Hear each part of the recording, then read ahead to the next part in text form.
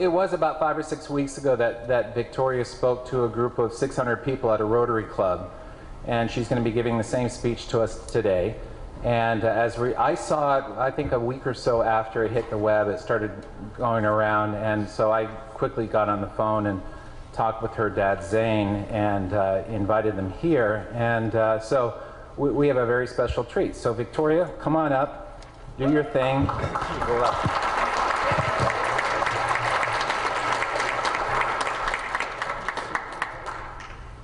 Have you ever wondered why Canada is in debt? Have you ever wondered why the government forces Canadians to pay so many taxes? Have you ever wondered why the bankers from the largest private banks are becoming wealthier and the rest of us are not? Have you ever wondered why the gross national debt is over $800 billion? Or why we are spending $160 million a day on the interest of the national debt? That's $60 billion a year. Have you ever wondered who receives the $60 billion? What I have discovered is the banks and the government have colluded to financially enslave the people of Canada. I will share with you 3 important points of reference, which will hopefully spark enough interest and concern for you to continue the research on your own and to engage your government to stop this criminal act against the people of Canada. First, we will briefly examine the Bank of Canada. Second, we will see how our banking system works today. And lastly, I will offer a viable solution that we can petition our government to implement. A very little known figure in Canadian history is J.O. McGeer. He was a lawyer, Member of Parliament, and Mayor of Vancouver. His contribution to Canada is probably the greatest in our history. He championed the creation of the National Bank of Canada, whose sole purpose is to create and manage Canada's money. It was formed on July 3, 1934, and owned by all Canadians. Until the 1970s, because of the Bank of Canada, Canada's national debt was held at a constant, manageable level, until the government decided to implement what we now have as our modern-day banking system that is robbing the Canadian people.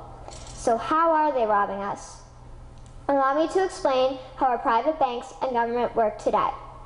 First, the Canadian government borrows money from the private banks. They then lend the debt-based money to Canada with compounded interest. The government then continues to increase taxation of Canadians year after year in order to pay back the interest on the exponentially growing national debt.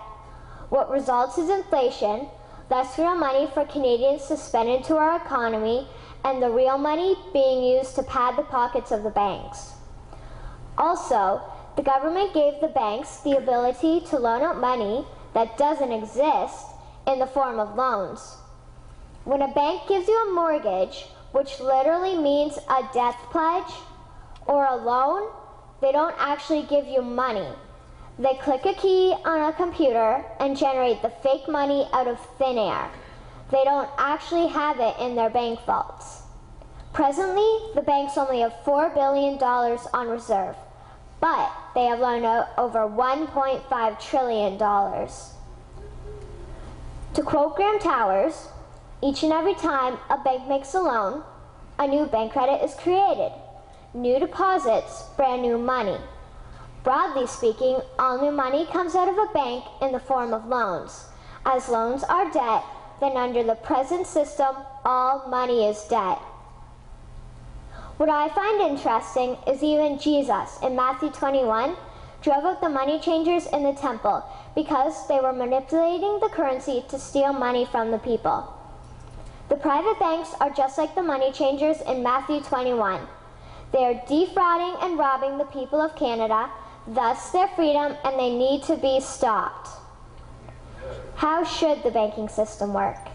In an infamous interview, Mr. McGeer asked Mr. Towers, "Can you tell me why a government with power to create money should give that power away to a private monopoly and then borrow that which Parliament can create itself back at interest to the point of national bankruptcy?"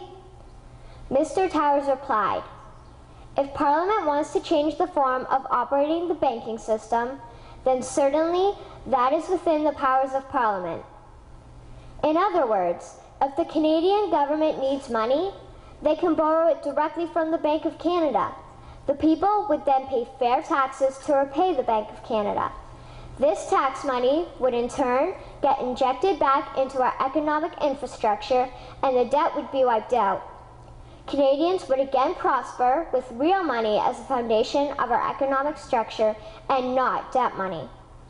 Regarding the debt money owed to the private banks, such as the Royal Bank, we would simply have the Bank of Canada print the money owing, hand it over to the private banks, and then clear the debt with the Bank of Canada. And yes, we have the power and lawful right to do so. In conclusion, it has become painfully obvious, even for me, a 12-year-old Canadian, that we are being defrauded and robbed by the banking system and a complicit government. What will we do to stop this crime? What will we do to ensure that the next generation will live free and clear of the debt-based economy that enslaves them to the banks? Margaret Mead said the following, and I hope that all of you remember this. Never doubt that a small group of people can change the world. Indeed, it is the only thing that ever has. Thank you.